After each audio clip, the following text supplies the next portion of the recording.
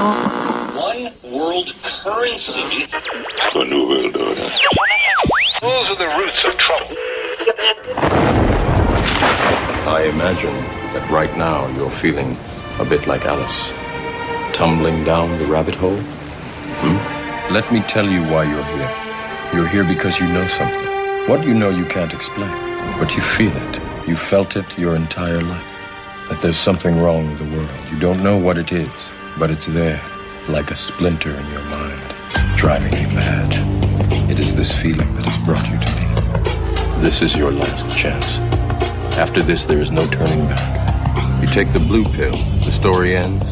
You wake up in your bed and believe whatever you want to believe. You take the red pill, you stay in Wonderland, and I show you how deep the rabbit hole goes. All I'm offering is the truth, nothing more. For we are opposed around the world by a monolithic and ruthless conspiracy that relies primarily on covert means for expanding its sphere of influence, on infiltration instead of invasion, on subversion instead of elections, on intimidation instead of free choice, on guerrillas by night instead of armies by day. It is a system which has conscripted vast human and material resources into the building of a tightly knit, highly efficient machine that combines military, diplomatic, intelligence, economic, scientific, and political operations. Its preparations are concealed, not published. Its mistakes are buried, not headlined. Its dissenters are silenced, not praised. No expenditure is questioned, no rumor is printed, no secret is revealed. But I am asking your help in the tremendous task of informing and alerting the American people. And now, welcome to another episode of Down the Rabbit Hole. Here's your host from federaljack.com. It's Popeye. Ladies and gentlemen, welcome to tonight's live broadcast. It is August 24th, 2012. And tonight I have a jam-packed Friday episode, as I normally do. Coming back to my broadcast for his, eighth or ninth time now in the past couple months, is a good friend of mine, man with a ton of knowledge, and a radio show host in his own right, Mr. Mark Passio. Mark, welcome back again. Popeye, thanks so much for having me back. Always a pleasure to be here. There's a few things we're going to go over tonight because we got September 11th coming up, and I know you're a super busy guy, so you were able to come on now towards the end of the month so we could cover a few things about September 11th. And no, we're not going to be going over the false flag end of it, or I mean, that will get brought up in the conversation, but we're going to be going over the more occult things behind it and the occult things that are connected to it, which would blow your mind in it of itself. So we're going to be focusing on that tonight. We're going to be talking about some mind control issues. And one of the other things that we're going to go over tonight, which we hop into right now, is the hidden symbolism inside of movies and stuff. Not just predictive programming, but the symbolism itself that are in certain movies. And I'm not talking about the elitist putting things in there. I'm talking about sometimes the things that are in movies that you don't realize that there's a separate meaning to. And once you're shown this, you go back and you watch this. 3 movies in particular we're going to be talking about tonight are the Matrix Trilogy. We're going to be covering a little bit of it. But I want to tell everybody, if you really want to get in-depth and you want to see this covered in person, Mark's actually having a presentation about this in a couple of weeks. I think it's September, like mid-September. I'll let him give you the details, but you can go check it out if you're in the Philly area. So, Mark, go ahead and plug that really quick. Sure. Well, this is a fundraiser. It's fundraiser number 1 for the upcoming Free Your Mind 2 conference. We announced a couple months back that we would be doing another Free Your Mind conference here in Philadelphia in 2013. The Free Your Mind conference itself is going to be coming up on April 25th, 26th, and 27th of next year. So we need to bring in a lot of out-of-town speakers. So to help out with the fundraising effort for that, I'm actually going to host an event at Liberty's Pub here in Philadelphia in the Northern Liberty section of the city on September 15th, 2012 at 8 o'clock p.m. This is Free Your Mind 2 Conference Fundraiser number 1. We're probably going to be doing about 6 of these fundraisers before the conference actually arrives, and hopefully we can get several of the speakers sponsored for travel and lodging expenses by that time.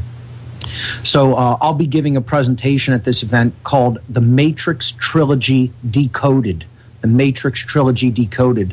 And I'll be getting into the allegory and symbolism of the Matrix movies and what they are really attempting to convey in a much wider sense regarding consciousness, regarding the control over the human mind and perceptions, and about really what it's going to take to build a world of true freedom, if that's what we want for ourselves. Because right now, the default state that we have is a world of enslavement and control.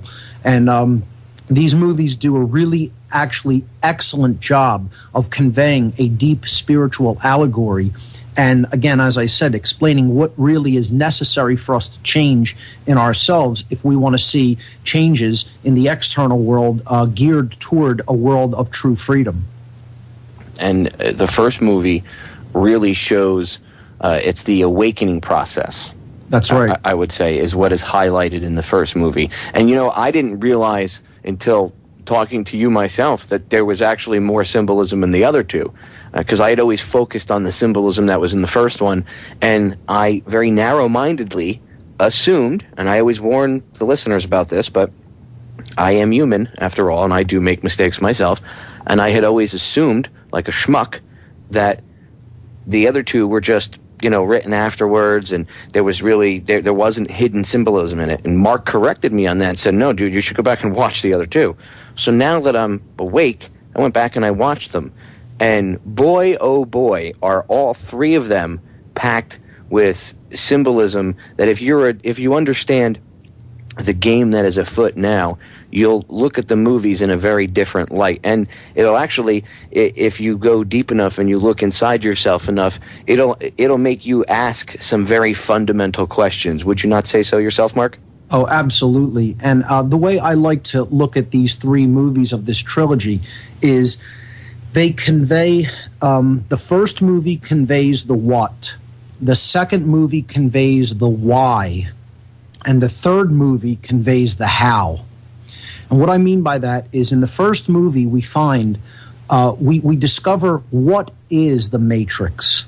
That question is asked. He's just perceiving it. He's just recognizing its presence and realizing that there's this world of illusion all around him. And the what has to be answered. What is this concept of the Matrix? And it's answered in the movie, in the scene where Morpheus takes Neo into what they call the construct, okay, explaining that really reality is kind of holographic and energy-based in nature and we can make of it whatever we actually want through our perceptions and how we interact with the world. We can basically build different experiences for ourselves. When he's explaining all of this, he actually answers the question about what the Matrix actually is in one word. He says that the Matrix is control. That's what the Matrix actually is. It's the world of control, the world of lies that is pulled over people's eyes to hide them from the truth that they are a slave. That's what the Matrix is. It is control itself. It is that which is controlling the perceptions and the minds of the people that keeps them enslaved. And what Morpheus represents is the imagination. He represents the change in thoughts that need to happen to even be able to perceive the matrix of control at all. Not to stay asleep. He is the Lord of Dreams, Morpheus. He's the god of dreams, in Greek tradition. So this concept of the god of dreams, the imaginal realm, the world of imagination, what ultimately wakes people up to possibility, the perceptions that we work with that ultimately determines what we perceive is possible for ourselves, or is possible to happen in the world. That's what has to fundamentally, ultimately even change at all for us to understand this entire control system, for us to even perceive it, for us to recognize that it's taking place and be honest with ourselves and admit, yes, this is what's going on. We are under control. We aren't living free. We aren't really expressing our true potential. We're being held back. This is what has to be recognized first. And that's what movie one is all about. It's the recognition phase. So I call that the what. You're recognizing that there are these immoral controls in place, and you're being used as a battery, as the analogy is given in the movie, to fund, to fuel this system of control. The second movie goes into much, much deeper levels of understanding when it comes to this allegorical movie. The second movie is all about why this is taking place. And maybe the first thing I should do is really just get to the basic definition of what an allegory is, because I use that word and some people may not even be familiar with the concept of an allegory. What The Matrix is it's the series is it's an allegorical fiction. So what we mean by that is a tale or a story that is told in a way to reveal some sort of a hidden or esoteric meaning, a meaning that is kind of veiled as a fiction, okay?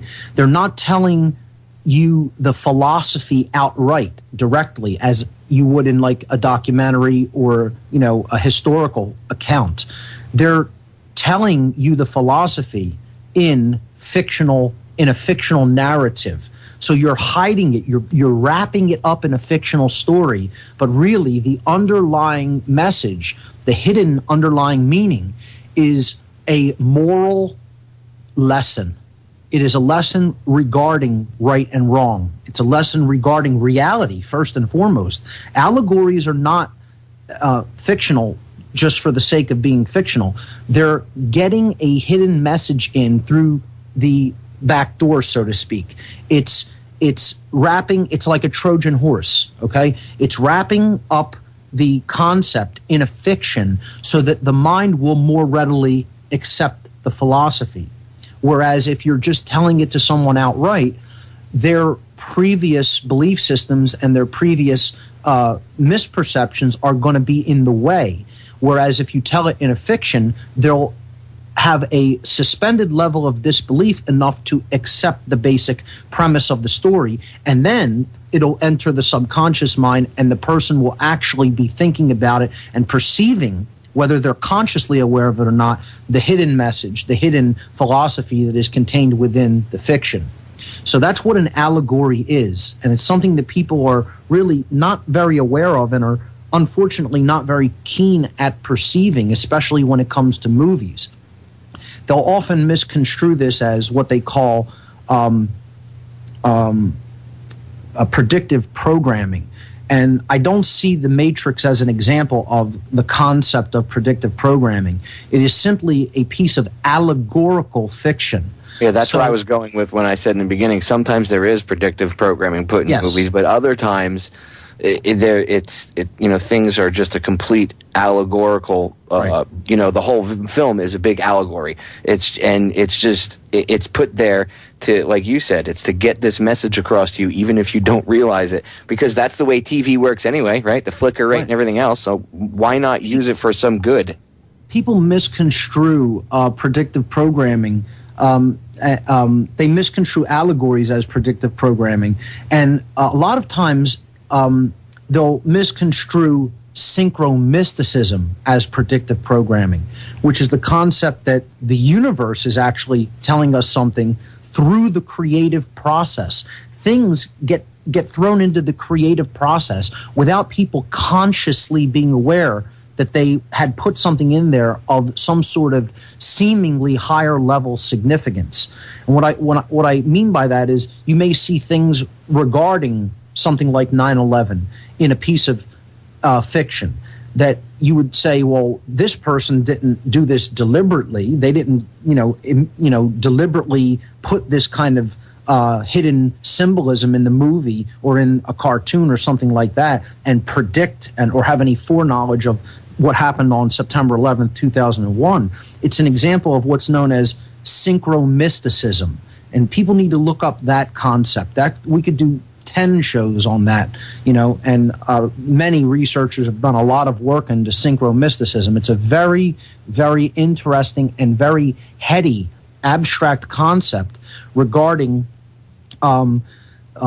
things that have deep mystical significance, but yet they are encoded or they are contained in the seemingly mundane events, but they are almost always in some way involved with the creative process, the deep creative process. And I would suggest the reason for that is because the deep creative process taps into the mystical side of the consciousness and the human brain, and it taps into the deep imagination, the right brain hemispherical creative side of the brain, what is known as the sacred feminine components of the human brain and the human personality and the human consciousness. So that's the reason that these things are trickling through from that creative realm. That creative and imaginal side of the mind are actively engaged during a process like making a movie, okay, or telling a story.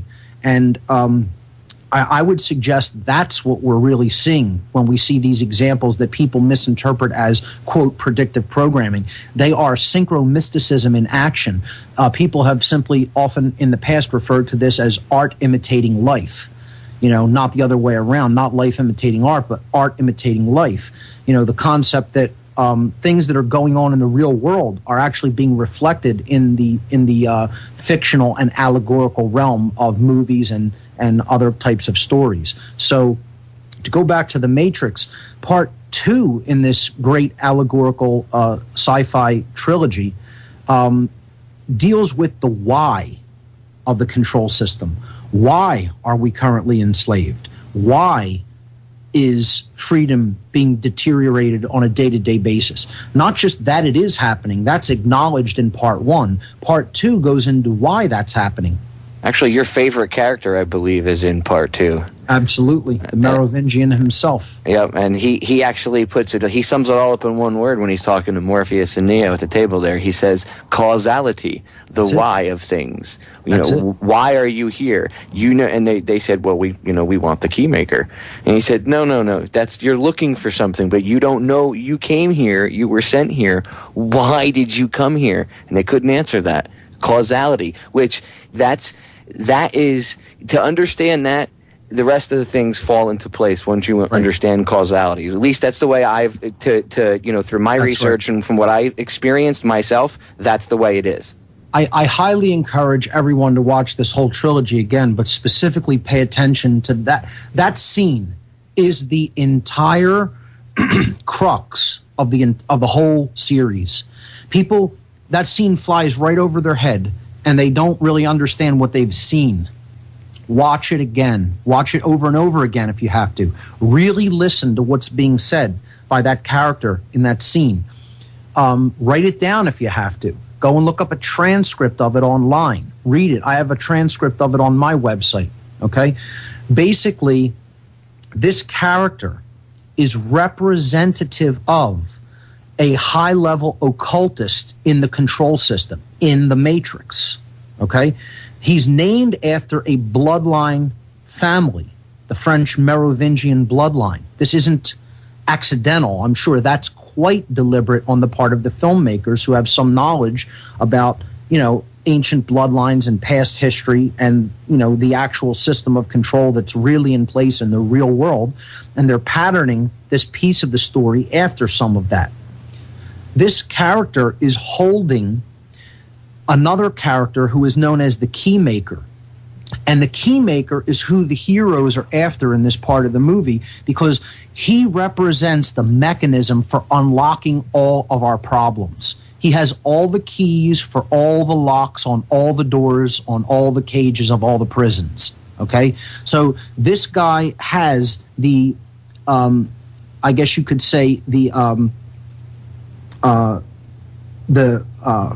sequence for being able to extricate ourselves from the world of control. He has that ability. He can unlock things. Okay, that's what a key maker or a key generator does in computers. This is a computer allegory. The whole thing is all about, hacking and computer code, etc. The world being code, the world being sort of a computer machine like type world, a program. Exactly. Can you imagine? Well, what if that's not too far off? I mean, not that we're generated by some IBM computer, but what happens if the computer that they're referring to is, because if you look in the allegory, the human body was the battery. What happens if the human brain is that computer, and the reality that we're creating ourselves is the controlling matrix? And that's what these people that control things, like you call them, the powers that shouldn't be. These people understand how to manipulate that, and that is why they're in these quote-unquote positions of power. It's all a friggin' act. Oh, they understand how these laws operate at a higher level, which I'll be talking about. The Merovingian character is explaining that they have an understanding of these laws, and yet the heroes of the film have no understanding of it. And he's explaining them, he's mocking them, and telling them that's why you can't get what you want. That's why you're still enslaved. This whole idea of a program, I think ultimately what they're getting at is the whole universe is a program. And we have to bring our code into alignment with the code of the creator. Because if garbage keeps going into the computer called the human brain, that's a reflection of the totality of the all, we're just going to keep putting out garbage into the all, and that's going to be our experience. There's an expression in computers, garbage in, garbage out. And the same thing goes for the brain. You put controlling factors and mechanisms and controlling thoughts into the brain, you're going to end up with control in the external world, and you're going to be enslaved. You have to think free if you want to be free. You have to be willing to live a life where you're not only not controlled from someone above you, but you're not controlling anyone below you. Real freedom, of course, means that there are no masters above you, but you're not attempting to control anybody else either. That's the real hard part of it. Well said, Mark. I'm going to cut you off right there because we got a break sneaking up on us. Ladies and gentlemen, don't go anywhere. We are back, ladies and gentlemen. During the break, Mark and I were discussing pretty much the same topic of what we were talking about when we went into break, but I brought up a comment, and I wanted to make sure I threw this back out there before I forget. While we were discussing the causality of things, we were discussing how people are, it's a hard concept to understand, causality. And then I made a comment about, how people are still stuck in the what. There are so many people that still get stuck in the what of things. They don't even get to why. And it's really important to bring that up, I feel, because a lot of people get bogged down. Like, Mark, you said a lot. Even the people get bogged down by the who. And it's like, you know what? Right. I think you put it best. It doesn't matter if it's, space aliens, Zionists, communists, gray, little gray men from Mars, whatever, reptilians.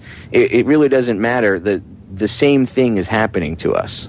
So we're still being controlled. Their methods for control are the same. You need to understand what the methods are, take responsibility for your own mind, pull back your compliance with those methodologies and with what they want you to do. Stop doing that, and then we will be really making a dent in this thing.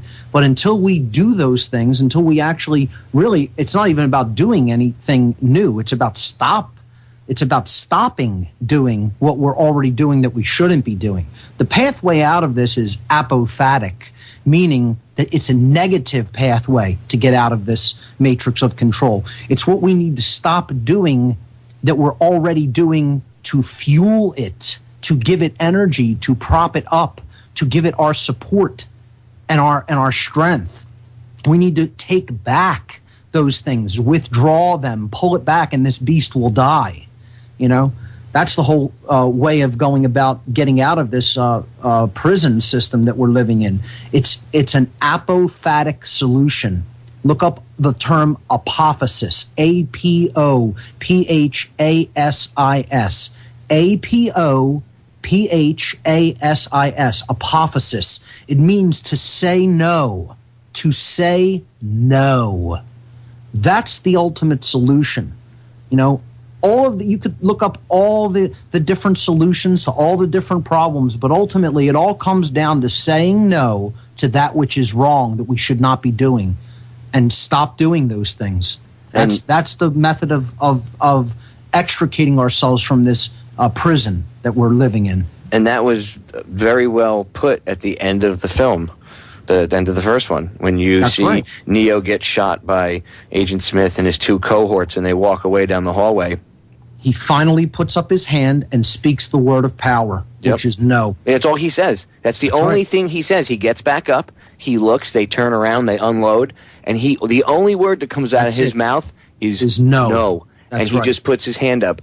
And that is an allegory for him gaining his true power. Beautiful. Yes, that's right. Absolutely beautiful. It's one of the most majestic parts of the entire trilogy, is right there in that corridor with the agents. When he speaks the word of power, that's it.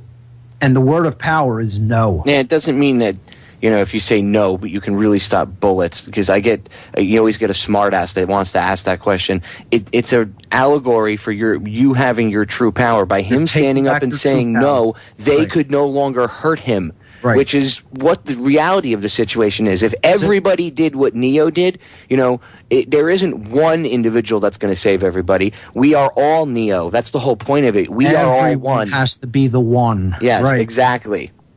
Everyone has to develop that level of courage and willpower and personal responsibility. And this game would be over tomorrow, by the way, if that happened. That's part of the problem. That's the things people are running away from a million miles an hour in the opposite direction from. That personal responsibility that comes with understanding the truth, you know, and then to stand up and speak it and to say no to the system.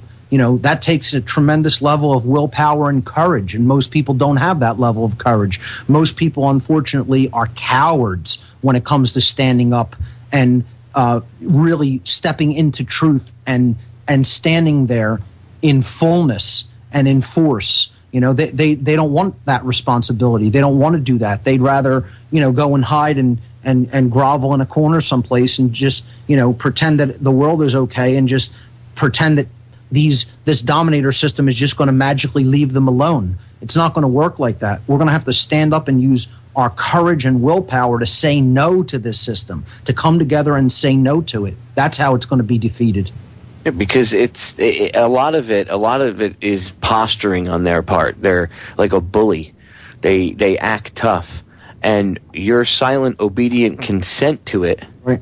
It amplifies it. You know, when a bully picks on you, if you just put your head down and let him punch you and kick you or piss on you or spit on you, yeah, and it's going to get worse because he's going to continue to do it. But when you stand up to that bully and you say no, and he just looks at you. He'll say, huh? You tell him, if you put your hands on me again, I'm going to break your arms off. I'm going to shove them up your ass. And I'm not saying physical violence is the answer, but I'm using that as, again, that's a little allegory. It's just an example of showing you that once you stand up and you take your own true power, and it's amazing when you do this in your personal life, how it affects everything else. And that's the key. You can't just run around and preach this stuff and then do the exact opposite, and still buy into this old paradigm that you sit and rail against. You have to change. Real change does come from within, and once you change the way you look at things, and once you change, I don't want to say your understanding, but once you get a better understanding, once you really see, once that veil is pulled off your eyes, the stop button on the movie has been pressed, and all of a sudden the screen goes blank, and you look around you and you realize you're not in Kansas anymore. You know, when you have that moment and you look inside yourself for a deeper cause, a deeper meaning, and you start to take some personal responsibility in your own life, it will radiate outwards. And if everybody did that, all this would be irrelevant. See, that's the key to this. This whole control system that it controls us, everybody's afraid of it. Oh my God, FEMA camps and martial law and everything else. Well, they need you to be afraid of it. Okay, they need that fear to fuel them. And when you pump out that fear, you're fueling them. The beauty of this whole thing is it's a movie. If we decide to stop watching it and press stop and stop partaking in it, it ends, and your true power is right in front of your face. It's that simple. That's why I love the allegory of the battery, that we're being used as the battery, as the fuel system of this matrix through our complicity, through giving our consent to this control system, through even supporting it in any way, even by mentally believing or expressing the idea that it's okay. You know, once we see that this is immoral, that this is all based in violence and coercion, then we have to start changing our actions, and we have to start changing our speech patterns, our thought patterns, our speech patterns. You know, stop even saying that it's okay for it to be this way. It's not okay for it to be this way. It's all based in immorality, violence, and coercion. We have to speak that forcefully, unapologetically, you know, and really then make our actions come into alignment with those thoughts and emotions. You know, that's what real unity consciousness is about. Not doing things that are the opposite of what we say we think and how we say we feel. We have to think the right way, feel, you know, a certain way about it, and then bring our actions into alignment with those thoughts and emotions. If our actions aren't in alignment with our thoughts and our emotions, then we're existing in a state of internal opposition and duality. And really, I think that's one of the keys that is being explained in this great allegory. You know, the Merovingian in that scene is explaining to people, if your actions aren't in alignment with what you say you want, okay, with the causal factors that are going to create certain conditions in the world to create an experience for you, you're never going to create the outcome that you want if your actions aren't in alignment with that. You have to have your thoughts, emotions, and actions all as one, in a state of unison, in harmony with each other. Then you're going to understand what factors are the causal, creative factors, the generative principles that are creating the experience that is actually manifesting all around us. What the Merovingians... Isn't that what Morpheus, Neo, and Trinity actually represent, is thought, action, and emotion? Exactly. That's exactly right. Morpheus represents the thoughts and the imagination. Trinity represents the emotional or sacred feminine qualities. And Neo represents right action, having to come into right action, which is unifying those other two principles, the thoughts and the emotions, you know, that are the two major influences around him. And that's what this is all ultimately about, willpower to do the right thing. That's what Neo is, because he's the neocortex of the human brain, which is the human part of the brain, the highest thought function center of the entire brain complex, made of the R complex, the limbic system, and then finally the neocortex on top. Those are the three components, or the three complexes within the brain that involve, you know, often multiple components. Like the base brain, which is the R complex, is comprised of the brainstem and cerebellum. It's responsible for simple fight or flight mode. It's designed for respiration and motor skills. And it's all about survival. That's what this part of the brain is all about. And this part of the brain is represented in the Matrix trilogy by the architect. The architect of the matrix of control is the reptile complex of the brain. That's where all of the desire for control resides, because this is all about survival, you know? And through fear, you know, we're constantly in that survive mode, you know, that fear of not having, that fear of lack, that having to have more, to hoard more, to, you know, look around every single corner for possible attackers and threats, This is all base consciousness modality. It's all the lowest, most base form of thought. Survival is about as low as it gets on the totem pole of consciousness. Once you have those basic needs met, you're not in that modality. Only in a manufactured state of lack do we stay in that fear-based modality that is governed and controlled by the R complex. That's what the whole control system represents. This fear-based mentality, this systemic manufactured lack that is pumped in, that fear is pumped into us on a day-to-day basis, and it keeps us rooted in the R complex.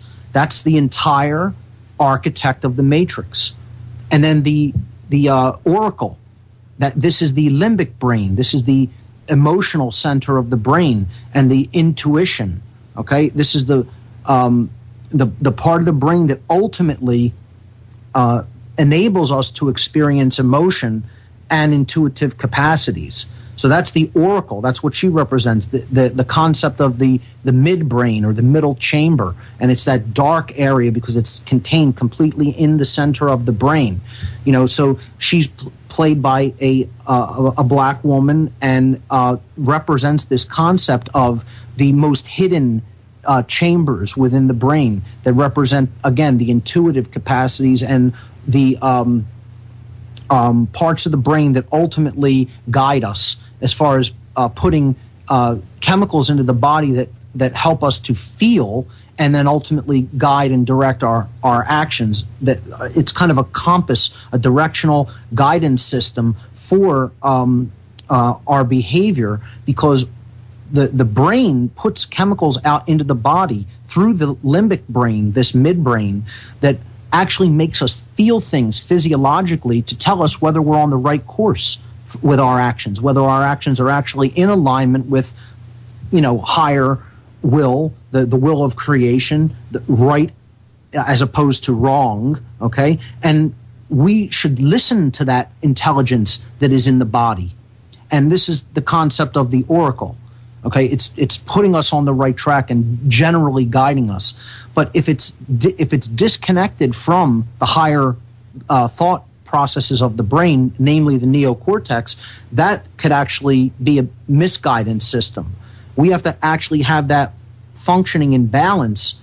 The neocortex has to be in balance for the entire brain to be working properly as it's supposed to be working, for the R complex to be operating as a protective mechanism and to jump into mode when it is needed, as opposed to us chronically living in that modality of consciousness, of survival-based consciousness. And also, only if the two hemispheres of the neocortex are actually operating in balance does the limbic brain function properly and not really run haywire and put us into out-of-control emotional states. So Neo represents the two hemispheres of the brain having to come together as one. And it's the thought aspect of the brain that helps us to see the patterns and the understanding of what's really taking place around us, represented by Morpheus, combined with the sacred feminine emotional aspect, creative aspect of the brain, which is the right brain hemisphere, which I would suggest that Trinity is aligned with. So she's the emotional quality, the love principle, the sacred feminine principle, and Morpheus is the masculine principle. So you can look at it as Neo, who's in a divided or dual state because he has dual personalities, has to merge himself and become one. And this is representative of bringing the two hemispheres of the brain together in balance to awaken the higher functions of the brain in conjunction with the heart, which is true care, the real generative guiding principles, the real intuitive capacities, the real creative and nurturing capacities. Once we do that, then we're a whole being. And that's why he is called the One. And that's an anagram for Neo, N-E-O-O-N-E. Neo and One. Neo means new. That a new being will be born into existence. That's the representative of the new human being. The next evolutionary development in the human species is when we conquer this dualistic aspect within ourselves, because we're existing in oppositional consciousness and dualistic consciousness. When we become one, we're in unity consciousness, and then our thoughts, our emotions, and our actions are one. They are aligned. They are in harmony. They are in balance. They are in unison, such that as we think, so we speak, so we feel, and so we act. And there's no contradiction between those three modalities of consciousness. And this is what 2012 and the end of the epoch is actually based upon. Not the Mayan stuff has been misinterpreted. They were talking about a new age, as in a age of wisdom. Right now we are in an age of, I would call, ignorance. And what the Mayans predicted was, yes, it was going to be the end of an age, and the end of this ignorance, and that we as humanity are supposed to evolve. And see, that's where it brings up like what Bill Cooper used to talk about. I think we're coming to a fork in the road. Sure. And we either... It's a choice. We either choose to evolve, or we are going to devolve. Right. Or de-evolve, or whatever, however you want to... See, that's what I look at the whole Mayan prophecy at, to go off on a slight tangent for a moment.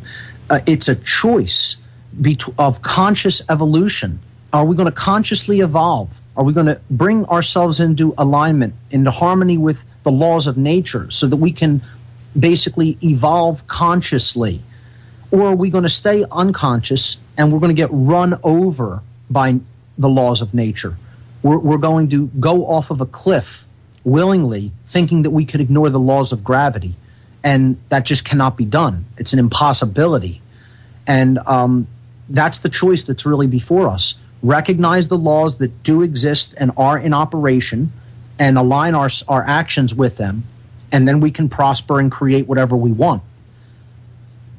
If we continue to stay in oppositional consciousness and in opposition with those laws of nature, then we are going to create extreme suffering for ourselves, to a point where this species isn't going to be able to continue, because we're at that choice point. That's what I think this time period, not necessarily one day or 1 year, even a collection of years. It's a time frame, a choice point period of time. It's a cycle of time where we're being given an opportunity, consciously evolve, or be recycled, have to go through another cycle of extreme suffering to learn this lesson.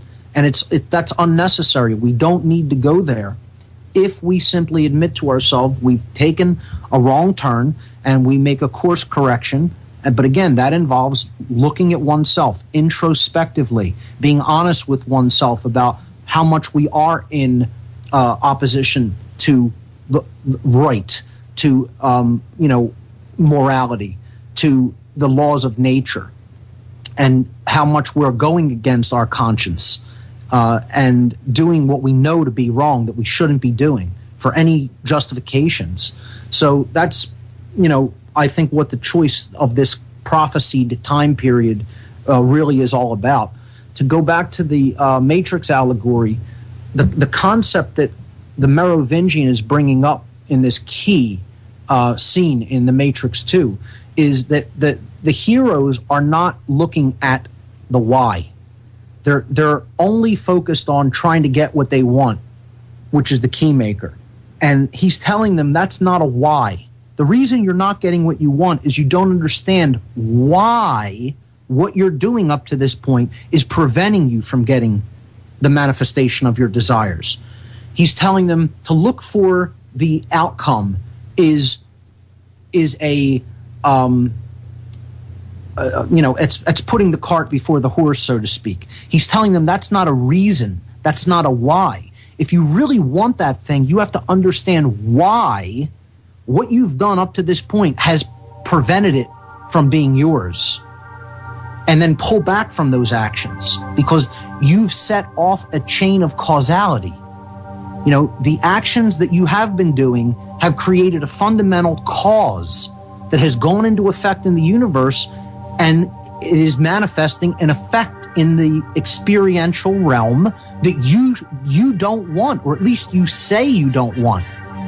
See, We say a lot of things. We say we don't want enslavement. I'm going to cut you off right there, Mark, because we got the break sneaking up on us. But you're completely 110% accurate, and that's where we're going to pick it up on the other side of the break. Personal accountability.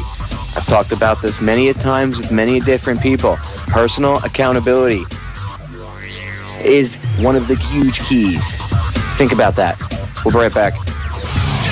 Ladies and gentlemen, we are back with hour number 2 here on tonight's live edition of Down the Rabbit Hole. It is August 24th, 2012. I am your host, Popeye, from federaljack.com. And sitting in with me tonight is my good friend and fellow radio show host. And I would have to say he's a Morpheus in his own right, Mr. Mark Passio. Mark, welcome back for hour number 2. Popeye, thank you, and I'll take that as a high compliment. Yeah, I do look at you like you're Morpheus, brother. You've helped me wake up to a higher level myself, so I have to give you a big thank you and a shout out for that. Well, I appreciate that. When we were going to break, we were discussing one of the key things here, personal accountability. Yes. And I say this all the time to the listeners. Personal accountability, even on a small level in your own personal life, once you start to apply it there, because that, in my research and in my experience, that is the key spot to start. Because once you apply it to yourself, your things in your personal life will start to just naturally fall back in proper order, and you will start to radiate a more positive energy yourself, and therefore, even not knowingly, subconsciously, you'll be emanating this, let's say, proper code into the master computer, and things will get different. The whole world would change if everybody just understood what was going on and why it was going on, the what and the causality. They have to see the connection between their behavior and the manifested outcome. How much are you contributing to the cause of the problem? And people often have a hard time seeing that they're even contributing to the cause. The questions that need to be asked is, if I were having this action being done to me, how would I feel about it? And if you're involved in any level with that contributing factor, with that causal factor that's leading to that level of suffering, you should pull your actions back from that. So I'll just reiterate that. You look at something that's being done in the world and you say, if I'm on the receiving end of that, how would I feel about it? Would that create suffering for me? Would I not want that done to me? Then you should not be involved. You should not involve yourself in it in any way, whether directly or even indirectly through supporting that action. And unfortunately, most of us are constantly, in some level, supporting actions which are immoral and coercive, even by making the statement that government should exist at all. Government is always based on violence and coercion. Doesn't matter where it is, doesn't matter what form of government it is. Government says it's our way or we do violence. And what does government actually mean? It's 2 words, Latin words. Control the mind. Exactly. A noun and a verb put together, and people throw it around like it's some sort of physical entity.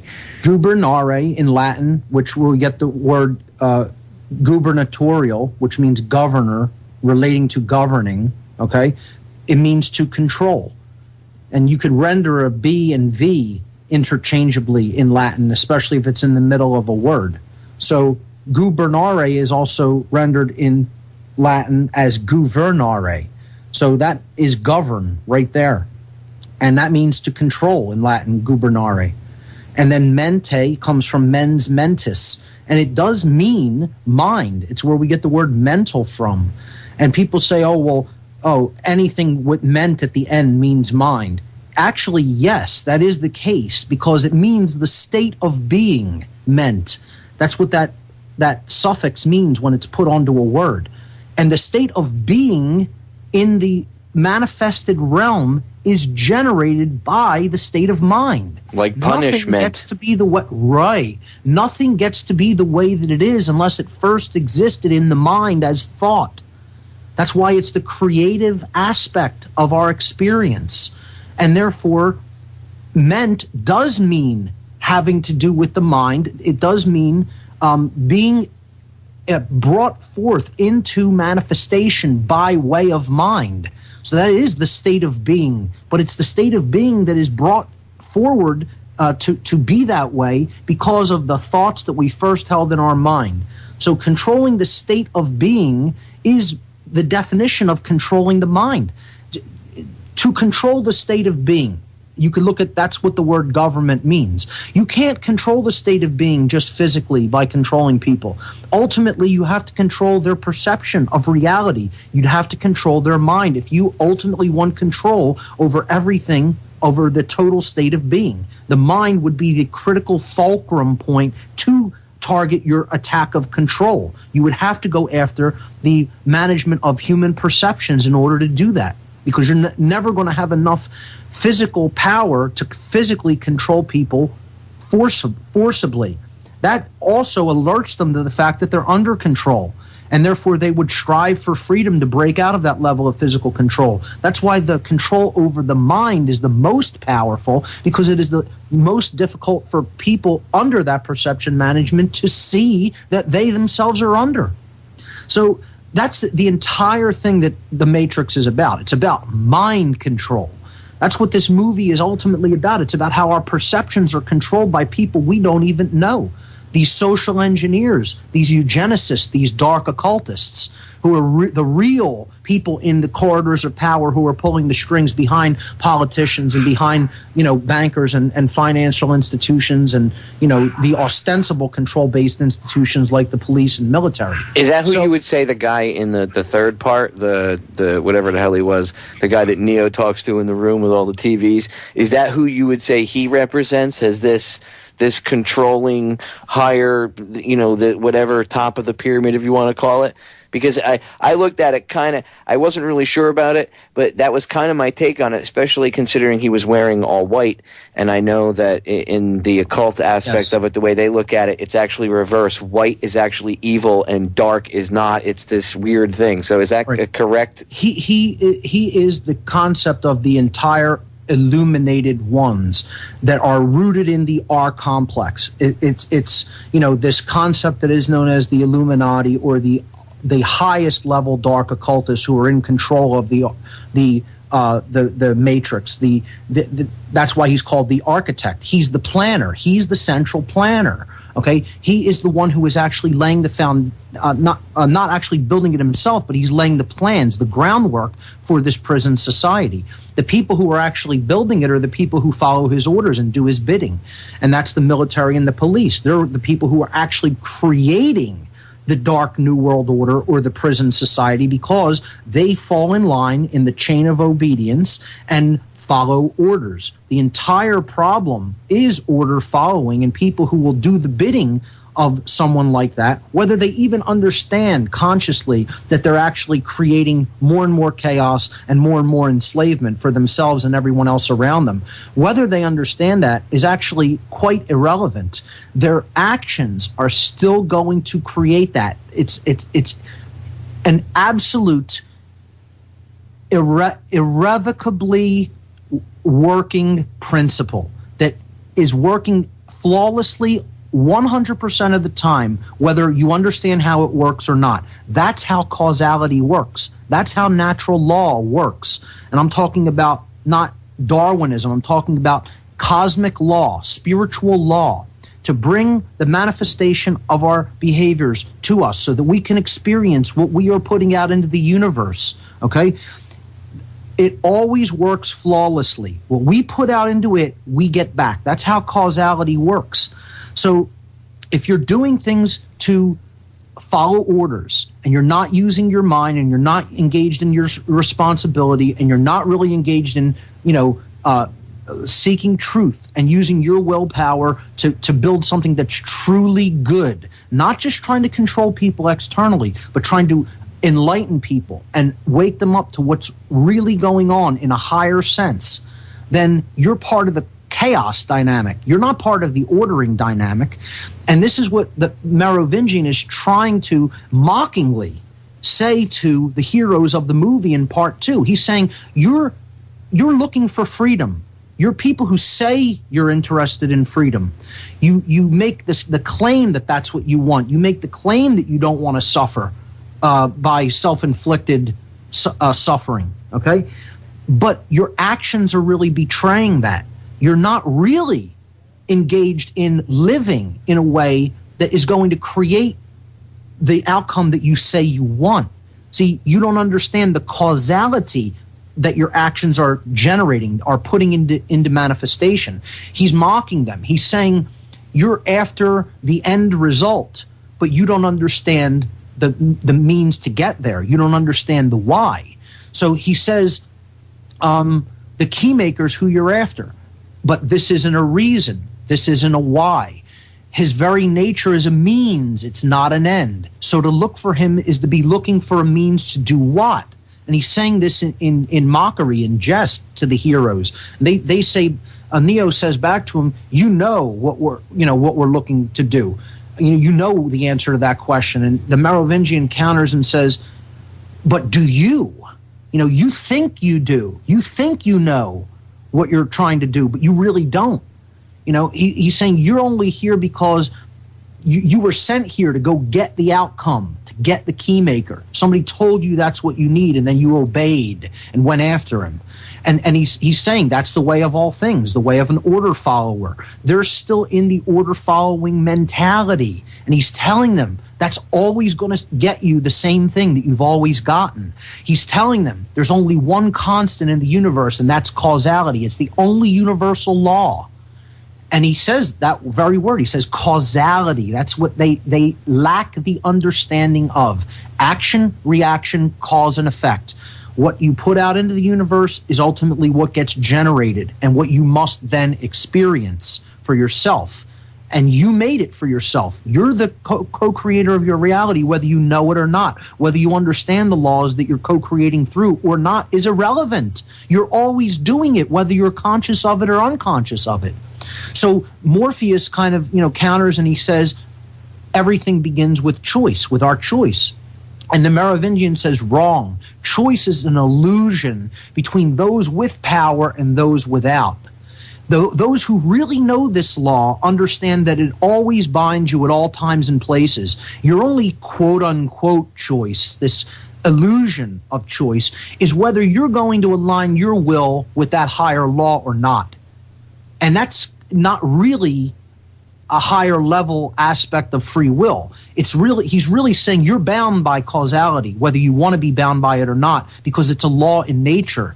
And as long as you exist as a natural part of the universe, you're going to be bound by that law. And your free will cannot trump that law. You can only use your free will to align your behaviors with that higher law. Well, if you choose not to do that and suffer as a result. And if you tried to go against that, you would be that's what some of these New World Order morons are trying with. They're trying to reach godhood status. They're trying to allow their free will to overpower the actual laws of nature. That's right. That's exactly right. They hate the fact that this cosmic law exists in the first place, and they're rebelling against the creative mind that put those laws into effect for our evolutionary growth and development as a form of consciousness.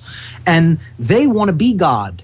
So they don't care how much suffering they create as a result. They don't care what this prison ultimately looks like. They'll create a world of absolute and utter crap and then rule that world of crap. That's all they're interested in doing. Ruling in a prison, ruling in a hell, ruling in a total world of utter sewage, as long as they can be the rulers of it.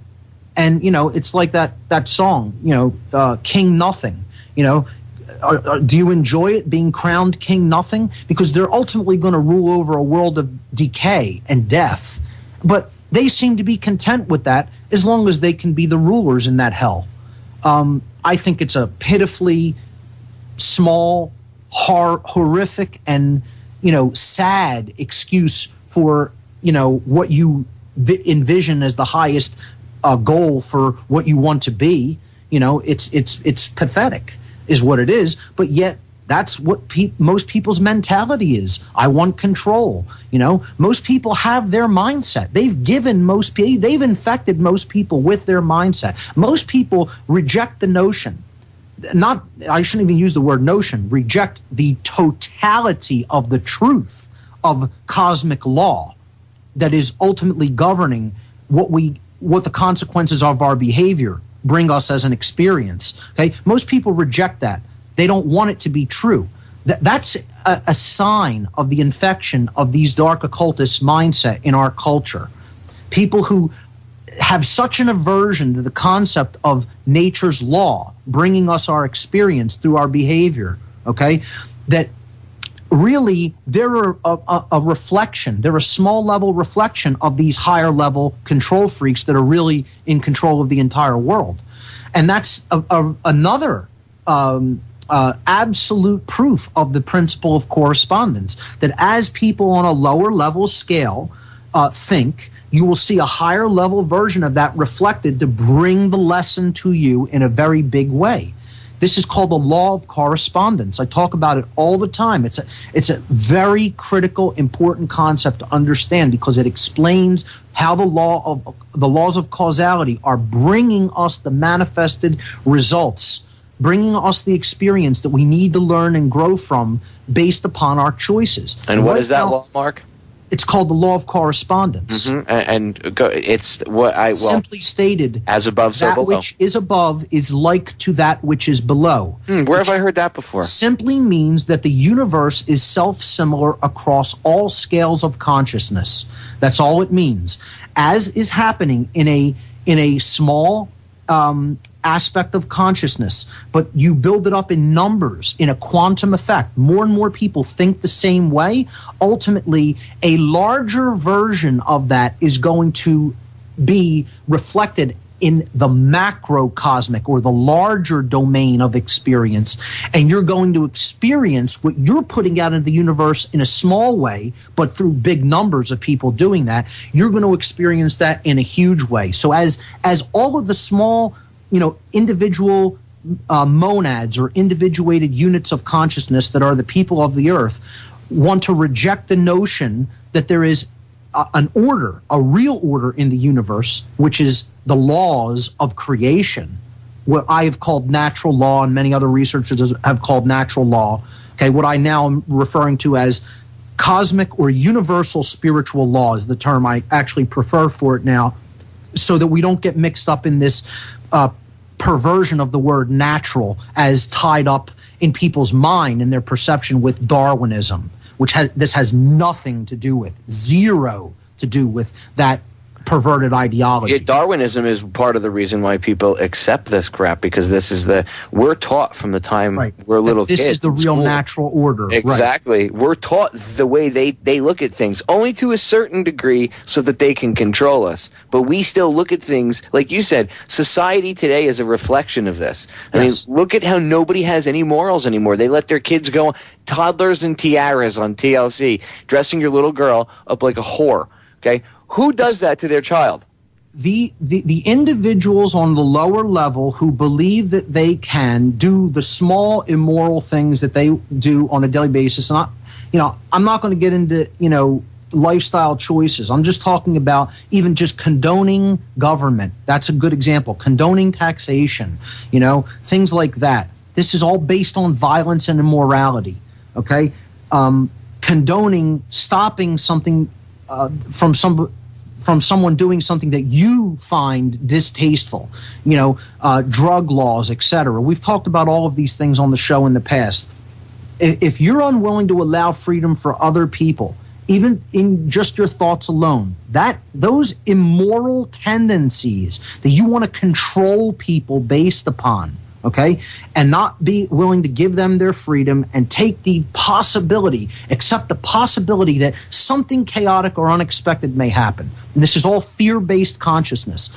You're going to build that up as more and more people think that way. That effect is going to be built up at the microcosmic level until it becomes a macrocosmic effect of you have a ruling class of people that actually have those tendencies and ultimately are controlling and putting everybody else in the prison. So the universe is reflecting at a grand level, at a macrocosmic level, or the level, quote, above, back to you what you are generating at the level of causality in that microcosmic domain. Okay? Garbage in, garbage out. Exactly. It's a feedback mechanism. What you're putting into the universe, you're receiving back from it. This is what the law of correspondence is. It's part of the laws of causality. So when my grandfather told me what you put into life, you get out, and what my father said the same thing to me. Is literally true. That's literally universal truth. That is universal law. Yes. Okay? And the Matrix movie is all about what these laws are actually about and how we are creating through them in ignorance of them. We're creating unconsciously. These laws are in operation all the time, bringing us the consequences of our choices and our behaviors. But we're unconscious of how they operate. And the Merovingians mocking the heroes of the movie in part 2 because they still haven't arrived at that understanding. And he says, there's only one universal constant, causality. We struggle against it. He calls it the nature of the universe, and he's exactly right. And it's a reflection that these people know how this works. They detest it, and they want to use us to insulate themselves against it by getting us to do their dirty work for them, by getting us to obey their orders and do that work. And they think they're going to shield themselves from the consequences of the karmic debt. Right. They use soldiers and Marines and police and jackboots. They're going to inherit the karmic debt that their masters that look at them like they're dogs, hence the term dog tags. I'm not making this up. Go research it. Go look at Mark's website, whatonearthishappening.com, and go check it out for yourself, and you'll see this is not crazy. They use their soldiers, their jackboots, their cops. They send them out to inherit the karmic debt so they can continue this crap. It's time to wake up. We'll be right back. Ladies and gentlemen, we are back. And since Mark and I have gotten deep down the rabbit hole tonight with the Matrix and tearing apart the trilogy and showing you a lot of the hidden things that were in there, and not symbolism but hidden meanings, we're going to stay on this. And what Mark and I decided we're going to do off air is during the week I'm going to record a podcast with him, and I will end up airing it sometime before 9/11, and it'll be in reference to the occult symbolism and all the occult aspects of 9/11, and it'll probably be an hour, maybe even a little over an hour. But there's not enough time to be able to just jam that stuff in and say, oh, by the way, blah, blah, blah, blah, blah about 9/11. So Mark's been gracious enough. He's going to be really busy in the next couple of months, but he's been gracious enough to put some extra time aside, and we're going to go over that. So I'll air that somewhat closer to 9/11 within like the next week and a half or so. So we're going to finish up and focus the last half hour here on the Matrix trilogy and the hidden symbolism behind it. And Mark, one of the big things is causality. That's right. And that's what we've been focusing on tonight, because that is one of the key factors in things. And a lot of people, I know this is a lot for them to take. I know sometimes this might sound like, whoa. And yeah, I get it. It might kind of blow your socks off and seem like a little much, but I urge you to go back and listen to the rebroad. Pull the archive, and when I have it up on YouTube, listen. You can either save the link or rip the YouTube video, and listen to it. Pull the archive and listen to it. And even if you have to listen to it 3 or 4 more times, and I urge you to go watch all 3 movies after listening to this broadcast. Take some notes and go back and watch the 3 movies, and I promise you will see what we're talking about, and you will look at them much differently. And that in itself might be the key to unlock the door to understand some of this stuff for you. And if it is, if I even wake one person up by having Mark on and going over this stuff, then we've done our job. I hope we wake up way more than that. But even showing one person the reality of the situation, because then if they stay on their path of enlightenment, eventually they're going to wake up somebody else. You don't choose. Once you're awake and you see what's going on, you understand things totally and you accept it That's where the personal accountability comes in. You don't stick your head in the sand and go, la, la, la, la, la. It's just natural that this stuff happens. It's like synchronicity isn't a good term for it. It's like the domino effect, you know? Things start to, everything falls into place. And a lot of the things, like fear, talk all the time about overcoming fear and not allowing it to control you. Again, to me, that a lot of that has to do with the what of things. This manifestation of, we're the controlling elites, we're the police state, we're the FEMA camps, we can lock you up. If you understand the causality, the why of things, that goes away. Because once you realize the reality of the situation, and as I've said this before, if everybody realized it, this would be over tomorrow, because the FEMA camps, the police state, the fear would be irrelevant. And we could get back into, out of protection status, back into growth status. And we would evolve. That's exactly right. And that is an organic unfolding. That would happen organically if we simply began to look at ourselves within honestly and developed some true self-respect and really were honest with ourselves about the views and beliefs that we hold, and ask ourselves honestly, does this belief serve who I am as a person? Does it really serve me, or does it create unnecessary hardships and suffering for me and other people?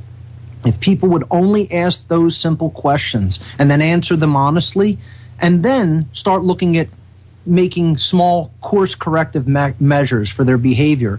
If they say, no, this belief doesn't serve me, it doesn't serve who I am, I do need to address this, I do need to make a course correction here in this regard. It's small steps that would, again, build in a quantum effect to be reflected as a very great change societally.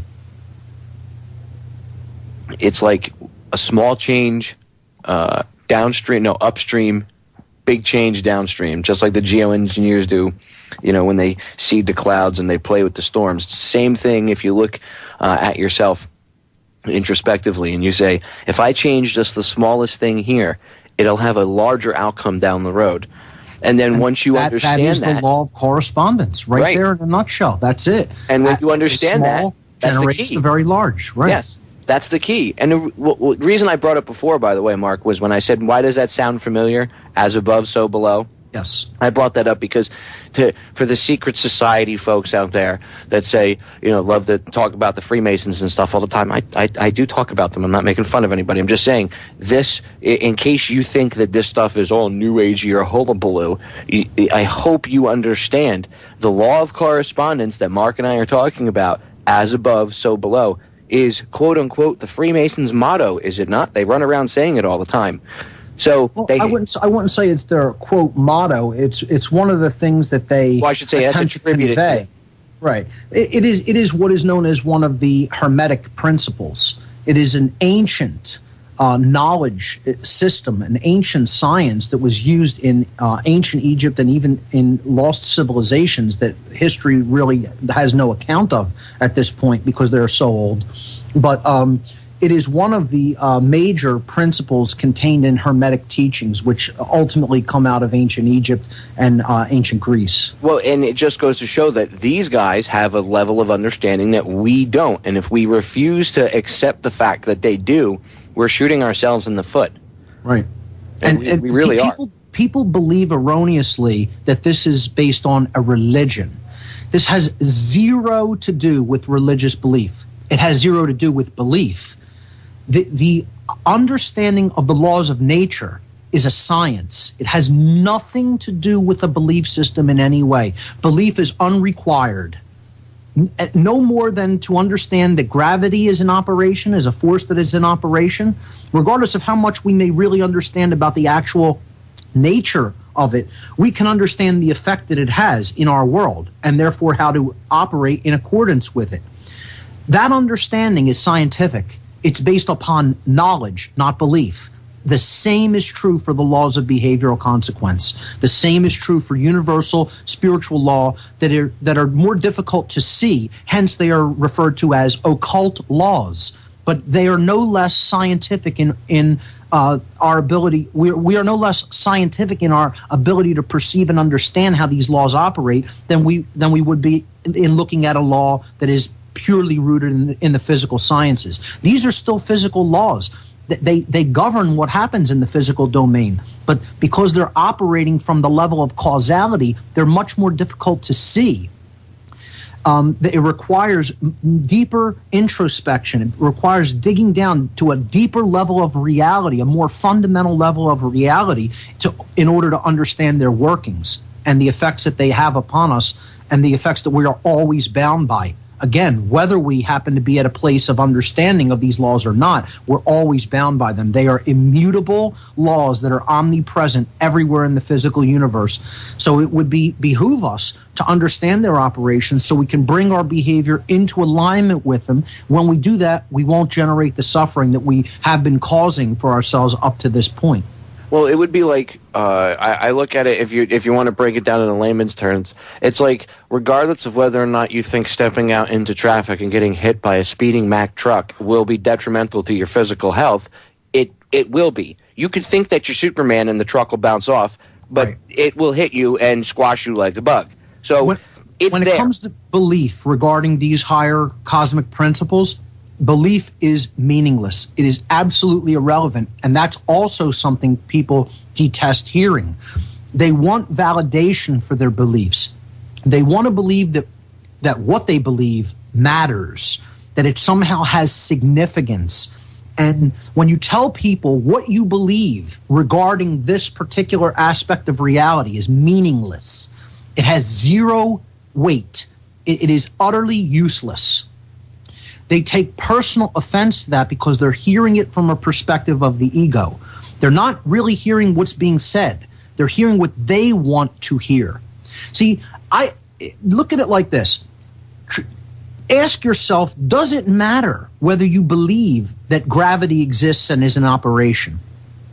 Does it matter what anyone believes regarding gravity? Could you make up the most ridiculous belief system regarding how gravity operates and affects people, or doesn't affect people, or isn't in operation? Peddle that, under whatever name you want to call it. Try to sell it to somebody, try to get people to subscribe to it and accept it, call it a religion, call it a belief system. Would that have anything to do with how gravity actually does operate or bind your physical being in this domain? It would have zero to do with it. So I'm trying to explain to people that your beliefs regarding how spiritual laws, how universal spiritual laws function to bring you the experience that you're having based upon the choices that you've made, when I'm explaining that has zero to do with any belief you may have about it, it's not personal. Don't take offense.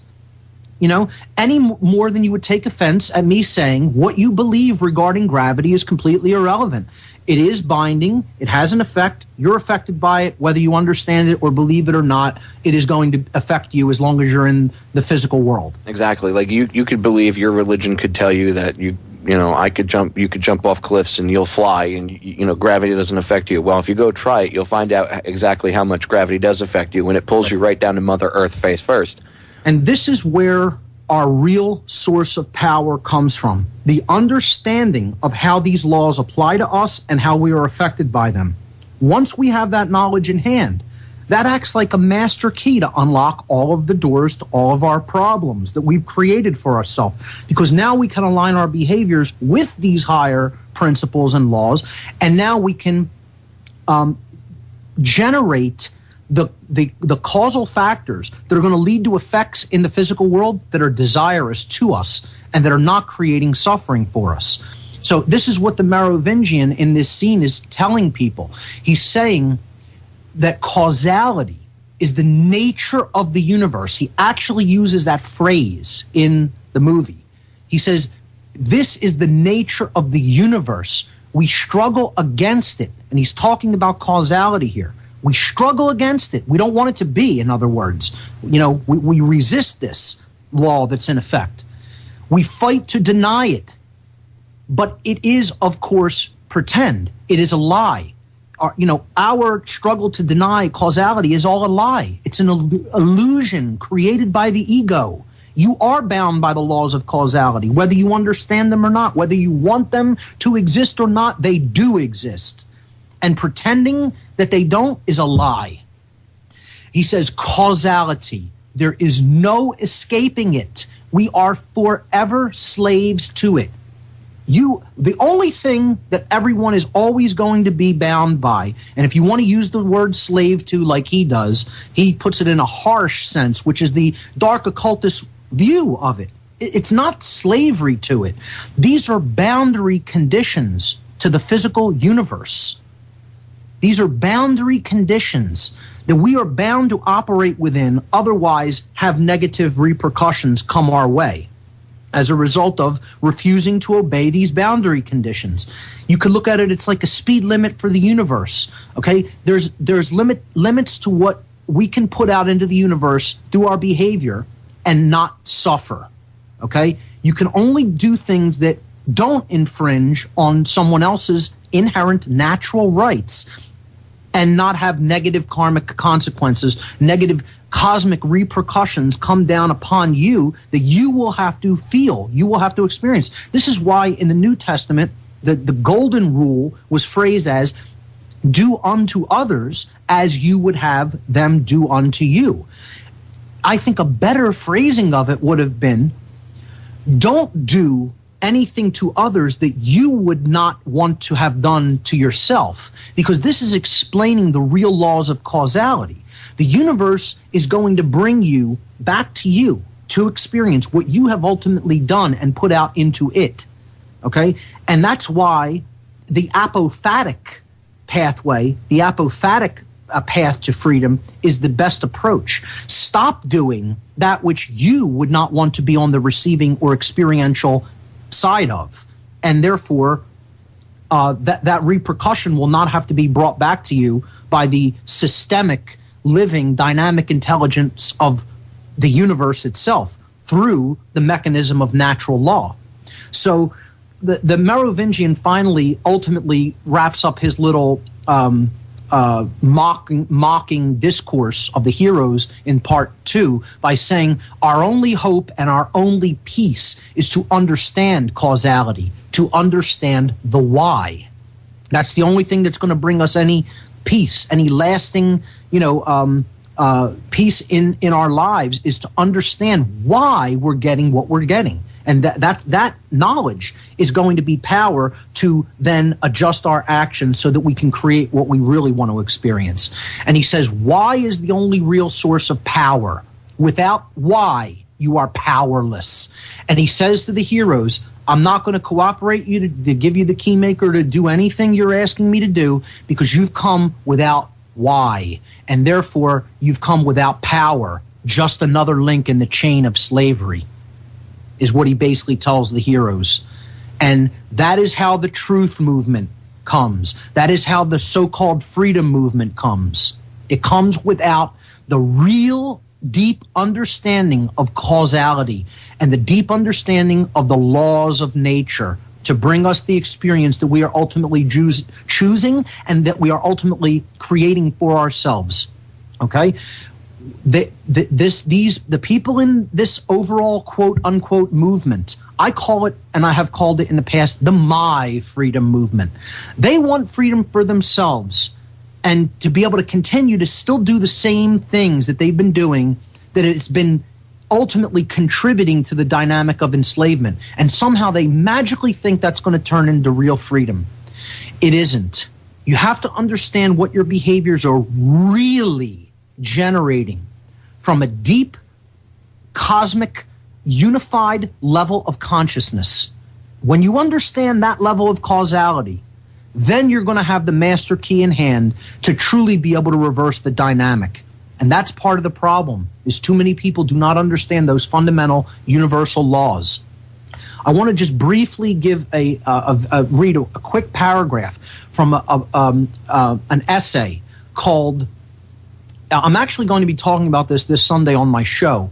It's called Vegetarianism and Occultism. Now, the dynamic of taking another's life when it comes to human or animal is part of the reason we're in this prison system. Okay, I won't belabor the point of vegetarianism. I've been doing that on my show, talking about the immoral practice of carnism and how that's ultimately fueling the negative. It's putting all kinds of negative energy into the morphogenic field of energy and consciousness in which we live and operate, through this enormous suffering that's generated as a result of the practice of carnism. But in this document, I'm not going to get into the discourse that this gentleman gives on vegetarianism and why it's a preferable lifestyle to carnism, the practice of eating dead animal flesh. But I want to read his definition of what occultism and occult laws are, because I think it's one of the clearest and most concise and functional definitions that I've ever heard of what the unseen world, what the world of unseen cosmic universal spiritual laws are ultimately all about. In the second paragraph of this treatise on vegetarianism, the Freemason known as C.W. Leadbeater says the following, quote, "How shall we define occultism? The word is derived from the Latin occultus, meaning hidden, so that it is the study of the hidden laws of nature. Since all of the great laws of nature are in fact working in the invisible world far more than in the visible world, occultism involves the acceptance of a much wider view of nature than that which is ordinarily taken. The occultist, then, is a man who studies all of the laws of nature that he can reach or of which he can hear. And as a result of his study, he identifies himself with these laws and devotes his life to the service of evolution.